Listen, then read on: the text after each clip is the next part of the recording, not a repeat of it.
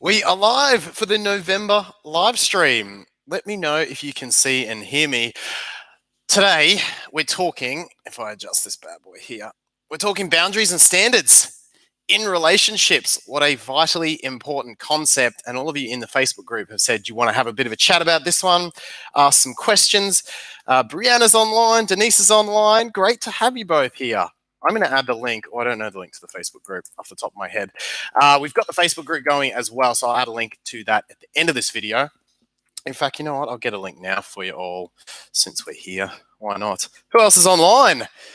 Devin says, I caught you, Mark. Finally. That is super cute. I love that. Carly says, hi. Kayla says, hi. You guys are just so lovely to me. Pamela says, hi. Will Marie says, hi. I can't read that name, but she says, hello, I like your videos. Sandra says, hi. Gingerbread says, hi. I'm going to grab a link to the Facebook group as well because I don't want to see you just once a month. It's the truth. I would love to have you in the group as well. So I'm going to put a little linky to the Facebook group right over here. Should we talk boundaries and standards, or should I just hang out with y'all? I feel like that would be even more fun. Hello from Greece. What on earth time is it in Greece? I'll see if I can turn this around so I get a little less light. That's a bit better, isn't it? Yeah, let's go about there. What should I do if someone sexual harasses me and no one does anything? Geez, Brianna, that's a pretty heavy comment to start off. Obviously, make sure that you talk to someone and make sure you report that. Christine says, hey, Mark. Gingerbread says, hey, Mark. You guys are all super lovely. Hey, we're going to get into a little bit of fun content today. I would love to know about your questions for boundaries and standards. A lot of y'all in the Facebook group were asking about this. I probably didn't get full clarity on the exact situations that you'd love to know about. So as with a lot of the YouTube content, we're going to talk some pretty general stuff today, which should be a bunch of fun. If you do have a specific question, you can always put it in and we'll see if we can get to it. If not, don't forget, actually, a bit of a channel update. 2019 is going to be a frigging great year on the channel. Friggin' fantastic year. So we're going to have expert interviews coming onto the channel. I've got sexologists, I've got psychologists, I've got health coaches. Who else have I got? I've got wellness and weight coaches. I've got, who else do we interview? We've got a couple of fitness people coming in. We've got some mindset coaches. We've got imposter syndrome coaches, heaps of cool people coming in. So I'm going to shut up for a change, and they're going to talk about some content. Particularly we got HG Tudor, the Greater Elite Narcissist is coming on for an interview. So we've got some good stuff coming. You're going to like it. I've also got the applicant interviews as well. We're going to get a new woman or two in on the channel. Jameer's not going anywhere, don't worry, but I do want some more people to do the social skills demonstrations with me. You're going to love these videos. It's mostly me embarrassing myself and having lots of fun with these applicants. We've got the top 10 all filmed. So you're going to actually get to see the interview. We go out in public, meet some men. I think you're going to really like that. So we got, a whole bunch of different content coming. And then I've got the Ask Marks, obviously more videos. We did filming yesterday. Today, we're going to talk boundaries and standards and why they're so important. So if you do have a boundaries or standards question, put it off to the side. I think I've been through a bit of an interesting phase lately with my coaching, which is where I've been doing a lot of research and learning a lot more. And, with the book coming out soon, which you can get the first chapter at makehimyours.com.au/book. It's in the description as well. More and more that I learn, I realize that my job is to really deliver clients their results as fast as possible and in the simplest manner possible. So one interesting thing I've had challenging me, I think, as a coach is when a client comes to me, there's a lot of different angles, a lot of different information that I can give that client. And the old me would have tried to kind of overwhelm them, not tried to overwhelm them, you know what I'm saying, would have given them everything in an attempt to best help them. And I was finding that it becomes too overwhelming for a person. So what I want for you and what I want for my clients is the simplest, most streamlined, effective way for you to get the result you want, whether it's in a relationship, in life, without extraneous amounts of extra information. And one way to do that, I'm currently siphoning everything down to a few simple concepts. Boundaries and standards in relationships. I really believe if you can get this right, Honestly, if you can get this right, it's going to be one of the critical elements that's going to be the absolute foundation of a great relationship for you. But there's a lot of misunderstandings around this. And so what I want to talk today is just a few of those misunderstandings around where those boundaries sit, and give you some clarity on some of the most common mistakes and things that basically people do. So let's get straight into the content. I'm going to talk about a couple of these and then we'll get to some comments. When it comes to boundaries in particular, we all have boundaries, right? We have intellectual boundaries, we have physical boundaries, we have property boundaries around us. There are boundaries right around our life. When someone violates that boundary, we feel, if we aren't able to push back, we feel disempowered by that. And I see this a lot. You might remember I did a live stream not too long ago where I talked about the way a secure woman dating an avoidant can often lead her to lean towards anxious. That's an example of poor boundary setting in her relationship. Because if she wants a certain type of connection, whether it's a reciprocal connection, whatever it is, that's not up for me as a coach to say, but she has an idea of what she wants, right? And then this guy leans away. So she then has to sacrifice what she wants to keep him, right? She has to do more of the work. So what she's essentially doing there is eroding her own boundaries. And that's why she loses confidence and goes into anxious. And that's why it's so important to have a clear idea of boundaries, what you're responsible for, what you're not. Because if you get this wrong, you will erode your confidence. See it time and time again. I had a woman recently, brilliant young woman, brilliant upbringing, had kind of everything going for her. And then the one thing she didn't really have in her life was feeling of popularity, right? And when she was with this new guy, she felt that. And unfortunately, she wanted to feel that so badly that she let certain behaviors of his slip because she didn't want to break up. And so she lost confidence because she wasn't able to put that boundary in place. And in her next relationship, she then had to go and get that back. So let's talk about the 4 critical types of boundaries. This is important content. The first is the person who can't hear no. Can't hear no. So can't be told no. This might be someone you've been with, or you might recognize this in yourself. This is someone who charges through others' boundaries and limits. You know how you have that boss who always wants you to stay late, right? Sometimes you're cool with staying late. Sometimes you love the company, you want to stay late, right? And you give from a place of abundance. You know how you know? Because after you've stayed late, you feel good about it. You've had to have helped. Right? But then you stay late again, or he asks you to stay late again, and suddenly you're pissed off about it. You feel like I have to stay late because he's asked. At that stage, the boundary has been crossed. So it could be because he can't be told no. He either says, yep, you got to do this, or he says, if you care about this company, you've got to stay late. Same thing happens in relationships. Now, what this actually is that person doesn't have the ability to tell themselves no. This person's often very impulsive, used to getting what they want. And so when they don't, they attempt to either manipulate or charge straight through others to get it. Second type of boundary lapse is the person who can't say no. And this is what we classically think of when we talk about boundaries, right? We think of someone with weak boundaries and we think, it's the person who can't tell someone no. And this is the person who perhaps feels like they need to stay late at work. The boss says, would you mind? And they don't really want to, but they say yes anyway. Or your partner says, I want to hang out with my ex again this week. And you don't really want him to. You don't feel comfortable with that, but you say yes anyway. The first one and the second one, unfortunately, go very well together. So it's really important that you know. And we're going to talk about when to say yes and how to say no a little bit later on. But it's really important that you are aware of these people who, and like I say, if you're getting pissed off afterwards, that's how you know.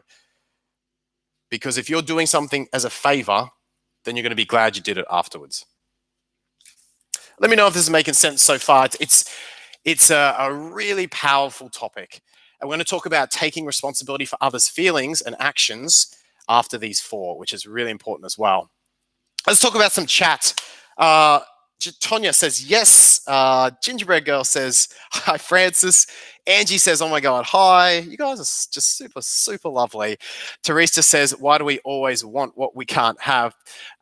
Francis says, my name is actually Michelle. Sheila says, I'll have to watch you on catch up. It's 1 a.m. here. It is late in Europe, Sheila. I will forgive you for going to bed. I'm making sense. This is good. Okay. The third type of boundary is one we don't think of often, and this is the person who can't hear yes. In other words, their walls are so high that they don't accept help.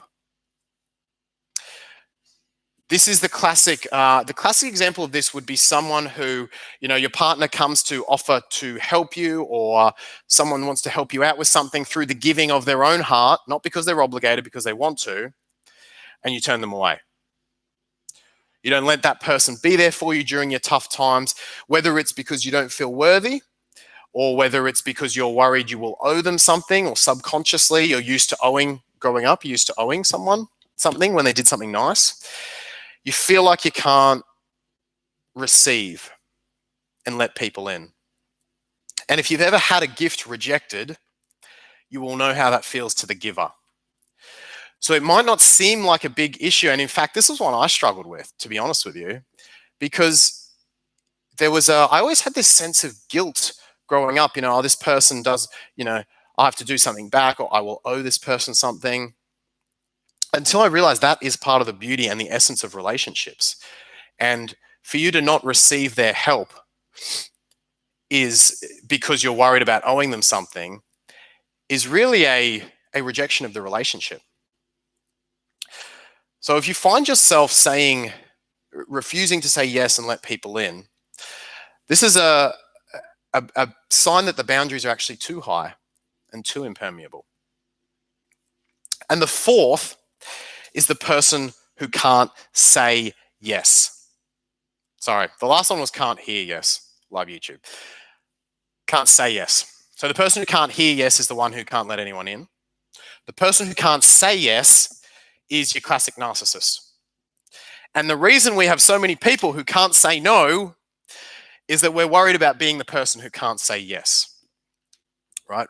All of us women especially are so often raised to be told that, you always want to sacrifice, be a good person, you always want to help people, right? And we're told that the opposite of that, someone who is entirely selfish, narcissistic, never says yes to anyone, is basically a bad person. So the person who can't say yes equals bad. We go, all right, well, I better not, I better not say no too often to people. And we end up being unable to say no because we're so worried about being perceived as that selfish, bad person. And the reality is, in any relationship, you need both. You must have both. You need to be able to hear no. You need to be able, and this applies, by the way, with kids, with bosses. This is all relationships in your life. You need to be able to hear no and respect someone's boundaries, which also shows that you can hear no in your own mind. You need to be able to say no, which means that you can demonstrate to someone where your boundaries are. You need to be able to hear yes, which means you can let people in and help you, which is so important. Because if I'm a guy and I'm trying to help someone and they just keep saying, no, don't help me, no, no, no, I'm like, I'm trying to give here and I'm feeling rejected. Like, why am I? It's going to hurt the relationship if you can't hear yes. And if you can't say yes, if you're only caring about yourself with no regard whatsoever to others, then obviously that's going to have pretty shitty relationship results as well. So a lot of women ask me, well, this is easy enough, Mark. This is easy enough. What's the big, why can't I do this? This all makes sense. Why can't I do this? I think that there's two elements that I want to cover with this. There's two elements. The first is the way so many of us have been trained to take responsibility for others' feelings. I'm going to give you, what's a good example from my own life? Okay, there was an example in my own life right? Where I was seeing someone casually. This is a couple of years back. I was seeing her casually, and I decided, which I'm allowed to do, that I want to see others as well. At that stage, do you know what I did? Instead of just telling her that, I decided to cut things off with her. Right? So I decided, okay, I want to see others, so I don't want to hurt her, so I'll just cut her off. Okay? And I'll tell her, hey, we can't talk. I told her, hey, we can't talk anymore, blah, blah, blah. And I told my coach I did this. He said, mate, what are you doing? He said, is this a girl or a woman? I said, obviously it's a woman. And he said, why are you taking responsibility for her feelings? I said, oh, I didn't want to hurt her, da, da, da. He said, mate, you're not responsible for her feelings. You are responsible for your own authenticity and your own truth, right? Whether she's hurt by that, whether she loves that, whether she appreciates that, that's not on you. You are responsible for your own truth, and you're responsible to her to give her that truth. But you're not responsible for what she feels as a result. There was another example where I had to give feedback to a woman as to why I wasn't feeling things. And this was feedback that would be hard to give. It was around, that was hard to give. It was around sex things, basically. I won't go into too much detail. Essentially, you get the idea, right? That's feedback that's going to hurt to hear. My responsibility, though, is to her, not for her. I need to take responsibility to be authentic and be myself. And that way she gets the honest feedback. And I can't be the police of her feelings, because if I'm the police of her feelings, I'm going to have to walk on eggshells, and it's going to cost me my authenticity to do that. I hope this is making sense. It's really important. I see this a lot. And ghosting's the best example, right? Why do we ghost? Because rather than being authentic, we're having to tiptoe on eggshells because we're used to we're not wanting to cause a certain feeling in another. And sometimes that feeling is exactly what that person needs. Sometimes the person will react badly. Sometimes the person will be furious. Sometimes the person will love you. Sometimes the person will appreciate the feedback. Most of the time, the person will not like you at the time, and then 6 months later love you for the honest feedback.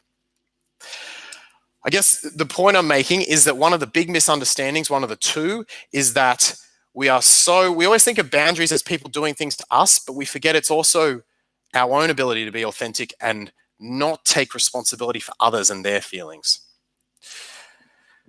Yeah, we're so policed, aren't we, about not causing others pain or distress, that it often costs us that authenticity. And that's not what I want for you in your relationships. And I've learned that sometimes, to be authentic might mean a likely chance of hurting someone in the short term. And that's not any of our responsibility. All we're responsible for is our own thoughts, our own emotions, and our own authenticity. So that's one of the big ones that I find hurts people in relationships, with being honest, upfront, and authentic. The second one is support. When it comes to, if you imagine a child with their mum, little girl, mum, and then let's say the little girl doesn't want to, I don't know, clean her room or something, right? She says, no, I don't want to do that. And if mum then withdraws love, let's take an extreme example. Let's say mummy doesn't love you anymore then. All right, I get that that's an extreme example, but that does happen with our actions more often than we think, is that we actually reject someone for their no emotionally. We don't necessarily verbalize it, but that person feels emotionally rejected and like we don't love them as much if they tell us no. So they get more into the habit of telling us yes, right? What this can lead to in your adult relationships is that we get scared to tell people no because we perceive they won't love us as much if we do. Let me tell you this. Now don't go out and test this because that's not the point and that's manipulative, but the test of a good relationship is when things aren't going so well and when people are telling each other no. right? It's easy to be with someone who's complying all the time and saying yes, great, whatever. It might not be the most attractive thing, but it's easy to be with that person. But when someone says no, you find out how strong that emotional bond is. The more you can say no and hold emotional bond in your relationships, the stronger that relationship is. So let me say that again. The more you can say no in your relationships and still feel just as bonded to that person, the stronger that relationship is. Because that's just you're setting boundaries, right? It's I'm here, you're there, there's a clear line in the sand, and we still love each other. Which I think is so fucking beautiful. Like I say, I'm not saying go and say no to your partners or dates just to test them. It's just game playing and it's not right. What I am saying is that you can determine a lot more from how a couple or a parent and child or fucking a work colleague and boss, two friends, you can determine a lot more about any relationship from the way they receive each other when they disagree and when they say no. That's a line for me. This is why even saying stuff like to your children, like, well, that's not okay. You have to suffer the consequences, and mummy loves you just the same. It's so important that foundation is there. One of the struggles is with, if you take that child that I was talking about, and you do have the mother who withdraws, or it could be a father who withdraws some kind of emotional love and connection after the child says no, you put that child in a difficult spot. It's either agree, even though I don't really want to, right, which is a boundary lapse, or risk losing love and connection entirely. Do you see the kid's dilemma? It's not that unfamiliar in our adult relationships, right? If your no isn't feeling that respected, or if the bond isn't that strong to your no, then you get in this weird spot, which is, well, do I risk losing love and connection, or do I bend a boundary? And this is where a lot of women, a lot of people, a lot of women I work with get into trouble. Is because when you have two of those bad options, love and connection tends to take priority. And boundaries and the quality of your relationships is the one that goes. You can see how this happens, right? You can see how if you're feeling less connected to someone when you say no, you get into that habit in your relationships. And then when push comes to shove and you're not sure, do I go boundaries or do I go love and connection? It's pretty easy to see how someone chooses love and connection. Oh, it's only a slight boundary bend. I choose love and connection. That habit builds up. Pretty soon they're back into anxiety and their relationships have tanked. And I don't want that for you. I don't want that for you. And this is why support structures are vital. I talk about a lot of life coaching on this channel. And I had a question in the academy, which, by the way, I'll be live in the academy webinar straight after this. I had a question in the academy about building an exciting life to be more attractive and to have better standards in a relationship. And the woman's question was, it was basically around the idea that, well, my wheel of life is going to take a long time to be complete. Does that mean I can't have a relationship in the meantime?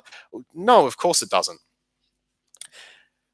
What you need is enough of a life or enough support systems, enough people around you, enough inner or outer support that you can say no effectively. You don't have to be a 10 out of 10 in every area of your life. You don't even have to be a 7 out of 10 in every area of your life. In fact, relationships often grow our wheel of life, right? A good relationship should grow us more than we can grow on our own. Relationships are insights into some of our weak areas, even infatuation, right? Big confusion between infatuation and love. I've got some videos coming out on this. One of the big things about falling into infatuation is it highlights parts of yourself that you've disowned or shamed. And you're not going to be able to figure that out on your own, right? That's something a partner brings to your life. That's a learning lesson a partner brings. So that's an example of an opportunity for growth that comes only from relationships. So it's not about being perfect before you enter a relationship. Number one, you'll never be perfect. Number two, there's lots of growth opportunities that come from relationships that you won't get on your own. That often gets ignored, by the way. But what it is about is having enough of a foundation enough of a wheel of life or just enough support network, outer or inner, that you're good with your boundaries. That's all you need. You just need enough of a net to know that you can say no and not worry about loss of love, or you can choose, if it does come to the two, you can pick boundaries, because you'll have love and connection coming from friends or coming from your hobbies or coming from, I don't know, your family, or if you get put between the two in your relationship, boundaries versus love and connection, you want enough of a net under you, enough of a life built up that you can choose boundaries. Because if you have to choose love and connection and sacrifice boundaries, that's when the quality of your relationship tanks. And that's really what it's about. The other question I get is about saying, well, great, Mark, you can say no. I'm talking about this in a video too. You'll see this a little bit later on. By the way, I'm publishing another video after this one, so don't go anywhere. Straight after this, I'm going to premiere a video and watch it with you guys, actually talk about one of my own breakups. I get a little emotional in this video, actually. So stay online in about 13 minutes time. I'll premiere that video and we can watch it together, which is kind of cute. I like that. What was I saying? One of the questions I get is about saying no. And women ask me, well, okay, I get that I should say no more. How do I then not just become a hard ass? And how do I also ensure that I'm growing? Because if I just say no to everything, don't I just get stuck in my comfort zone? Don't I just close out life? Yeah, great, I get respected, have good boundaries, but how am I growing? That is an excellent point. And we've all seen the movie Yes Man, where he experiences a huge amount of personal growth from saying yes, right? So how do you balance your yeses with your nos? How do you know that you've got good boundaries? And I guess, how do you tell if you are uncomfortable? Well, should I be saying yes to make my comfort zone grow, or is this a boundary of mine? How do you kind of clear that up? How do you clear that up is a question I get a lot. Here's what I'd recommend. You want to say yes as much as possible, except, it's clear, you want to say yes as much as possible, except when you are saying that yes because of a fear of saying no. That can be a little hard to process, right? I think it's good to say yes. I love to choose the growth option. I love to kind of push my clients to be uncomfortable, for people to push themselves to be uncomfortable. Saying yes to life tends to grow you more, less anxiety. But the key place you don't want to be saying yes is the loss of love thing that we talked about. So if you're in a bit of a sticky situation where you're going, oh, should I get out of my comfort zone here? This man is asking for something, or this thing is wanted in my relationship. Maybe I should say yes to grow. Oh, wait, am I just sacrificing my boundaries? Before you say yes, ask yourself, am I doing this because of a fear of saying no? If I can say no to this situation and still feel loved, would I? You just want to check the motive, is basically the answer to that question. So if you're saying yes because you genuinely want to be uncomfortable, you want to just push your comfort zone, you want to grow, you're not saying it because you're worried about how your no will be received, then I would say yes as much as possible. You'll get growth, you'll get confidence, you'll become a more attractive individual, blah, blah, blah. But the times you want to say no is when you're scared that it's a boundary of when you're scared that it might push love away because it's a boundary of yours. Those are the times you've got to be really on top of your nose. So long story short, when you say yes, look at your intent. If your intent is, well, I want to avoid saying no because I'm scared of the reaction, say no. If your intent is, I'm not really scared of saying no, I'm just nervous, uncomfortable, this is pushing my comfort zone, blah, blah, blah, then I believe you're best off saying yes.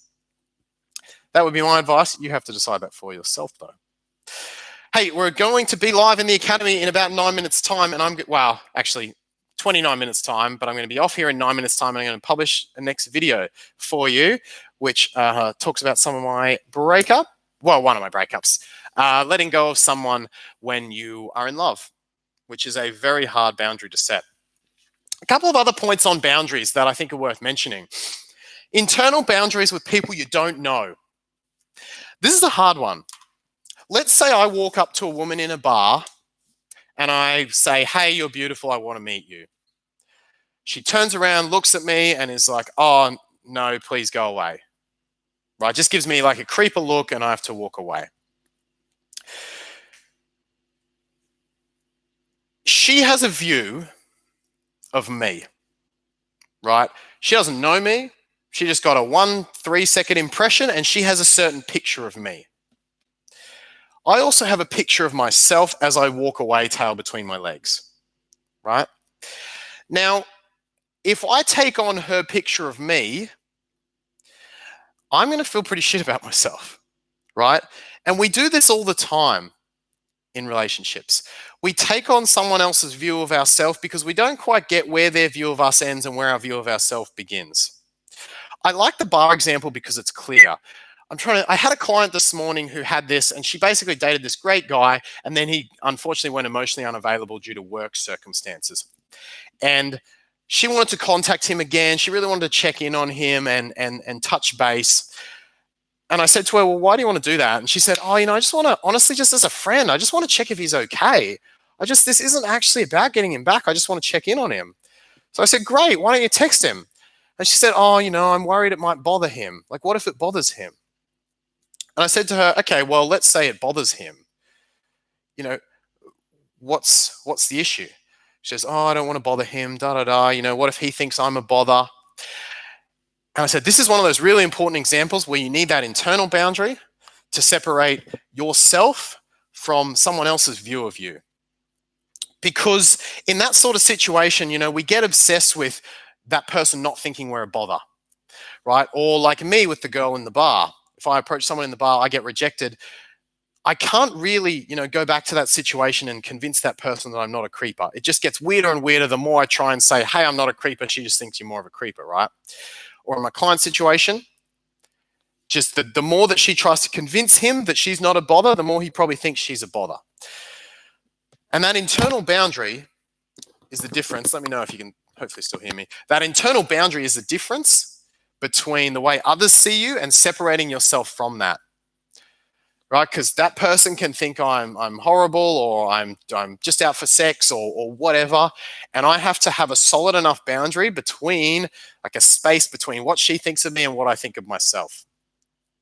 And that's another way that strangers see through our boundaries, just through their perceptions of us. And it's like, nope, I am not bothersome, or I am not creepy, or whatever it is. I'm just wanting the best for you. And I know, even if you can't see that, even if you believe with all your heart that like I'm a creeper or whatever, I know that I'm not actually that. So that's another place where internal boundaries are very important, just in terms of what strangers think of us and how we're perceived by others. So all of these are really good little tests for your own boundaries. We got about 5 minutes left. I feel like I've been talking for a while. I have to check in on the comments here, and we'll get a new video published in about 4 minutes time. About 4 minutes. Let's have a look. Your advice is the healthiest one I've come across. Thank you, Jesse. I seriously, I think if you can get this right, most of the other stuff will fall into place. When I work with clients now, by the way, join me in the academy after this, makingmeals.com.au/academy. I'm going to be live. If you can get this right, so much of the other stuff comes along the way. There's obviously skills. There's other skills that are involved in relationships as well, communication, sex, these types of things. You form the best foundation in all your life relationships if you can get this boundaries and standard stuff right. So important. What other comments? Letting go of someone whom you love is really painful. It is, Asha, and it's sometimes necessary. Francis says, precisely, Mark. I need someone who enjoys me as well. Absolutely. You guys are the best. Thank you so much for joining. But at what point do boundaries become selfish? Because it's a good one. At what point do boundaries become selfish? Because my boyfriend is always having boundaries, but I find it's him just being one-sided, and it's not flexible a lot. And this is where we talked about being, did we mention this? This is where we talked about someone who can't, say yes. Can't say yes. In a relationship, you may not be responsible for someone, but you do have certain responsibilities to that person. You have the responsibility to look after their well-being. You have the responsibility to be honest with them, right? Jacinta, to answer your question, at what point do my boundaries become selfish? Jacinta, just go, this is where we divert to standards a little bit. And if you are not happy with the standards that your relationship is meeting, then you are 100% entitled to feel that. And you've got to come together with your partner to discuss that. And if he's not willing to budge, and if this is a deal breaker for you where you guys can't meet in the middle, then your relationship isn't functional. Right? You've got to decide what your standards and expectations are and then live true to that. And it's not on me or anyone else to decide that. You can certainly get feedback from others. You know, I meet some women who I feel their relationship expectations are probably not necessarily realistic to most men. But that's not on me to say, right? Whatever standard that person has, they're entitled to it. And they're allowed to go after that and filter those out of their life who cannot provide that. I think this is what I do like about personal growth is it kind of helps you get a real image of what that healthy relationship looks like and how you can filter that into your life by using healthy boundaries and standards. I think it's important to mention that it's not going to be, it's different for different people. Like some people are happy not contacting that much, right? Some people are happy when their partner sleeps with others. They have open relationships and it works really well for them. So there's all different boundaries. And Jacinta, it's just sounding like he is doing some things that either violate yours or don't allow the connection. Like he's got his walls so high that he's not allowing that connection to a way you want it. And I can't say if that's right or wrong, but it's not to a way you want it. And that's what really matters. And that's what you have to address. If it's not forthcoming with his actions, you have to decide if it's a deal breaker for you. If you want him to buy you M&Ms every day, okay, maybe you can be more relaxed on that boundary. If you want him to communicate with you on a regular basis about the relationship, that's much more likely to be a boundary that is solid, but like is reasonable. But like I say, that's ultimately not up to me. You've got to decide that. Cool. We had some good fun there. Shai says, you're amazing. Thank you. Jacinta says, thank you as well. Let's get this video published, shall we? I'll publish this now in the other window. If you're not on board with the Academy, come get on board. I'm about to do one-on-one talkback and it's lots and lots of fun and you should be there because I like it. I like it a lot. Going on to YouTube now. My YouTube is basically a mix of dating advice and electronic music recommended videos. Okay, let's get this one published. We're going to be talking how to let go of someone you love. So I haven't done a premiere before, so let's see how we go with this. Let's see how we go. I don't know if you guys will have to log in. This is a bit of a trial for me. Let's go. Oh, it's not letting me. It's not letting me. Okay, I guess you can only do that once, and I clicked it before. All right, well, let's save the changes and make that bad boy public. Okay, new video is released. So you have about 10 minutes to watch that, and then I will be in the Academy live stream. I would love to know your questions. So can you head over to the community page and let me know what you want me to talk about on these live streams? Is it how I get a client from single and wanting a connection to finding that fulfilling connection? Is it how to meet people online? Is it how to be playful in text? Is it more stuff about boundaries or standards? Get on the community page of the YouTube channel. I would really love to have you there. And tell me, what do you want more of? If I was going to run a seminar, what would you want to learn? What result would you love to get? I'm getting very streamlined in my coaching, just focusing on a client's result. What do you want to get and how do we get it as quickly as possible? It's amazing how, even a client who says, I want a relationship, the life stuff, when we trace it back, they go, oh, you know what? I should really take up 2 new hobbies. And that's the first step towards a relationship. Great.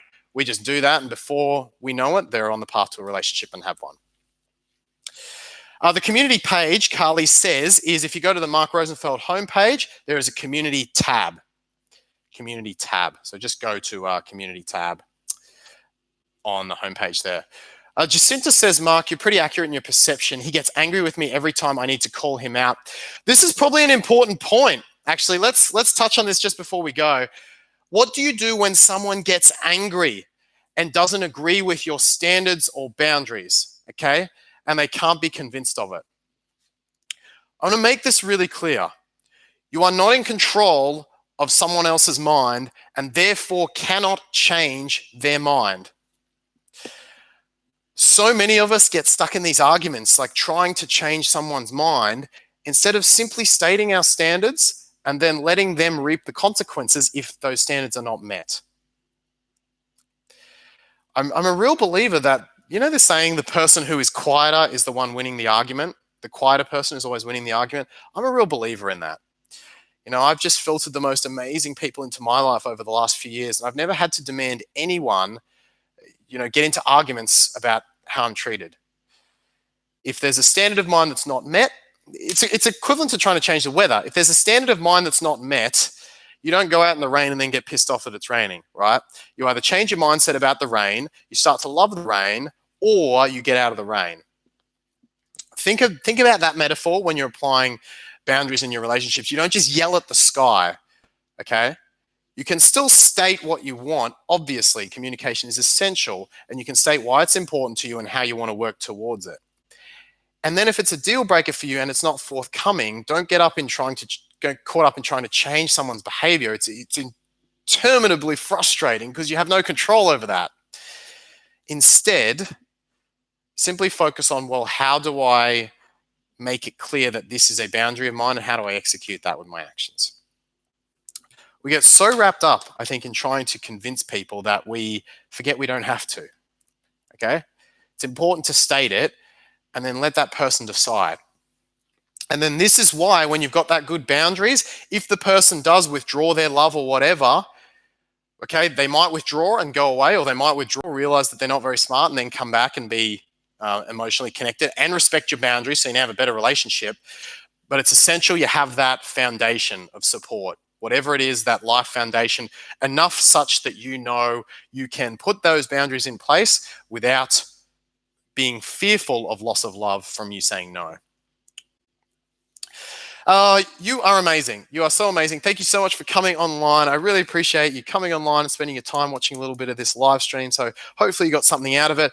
Join me on the community page and in the academy as well at makingmeals.com.au/academy, and check out the video that I just launched, how to let go of someone you love, how to move on from a relationship. I'm going to post a link. Right here. So check out that one as well and leave your comments as you do. And look, I'm very thankful to you, and I will see you. Any other questions? No, I think we've gone through everything. New 2019, new videos. I had to mention that. The first chapter of the book is also in the description. And that's about it, I think, for today. So thank you so much for coming online. It has been an absolute pleasure. Thank you for supporting me in my passion of connecting the genders through love together. And I will see you in the next live stream and hopefully in the academy very soon. Bye.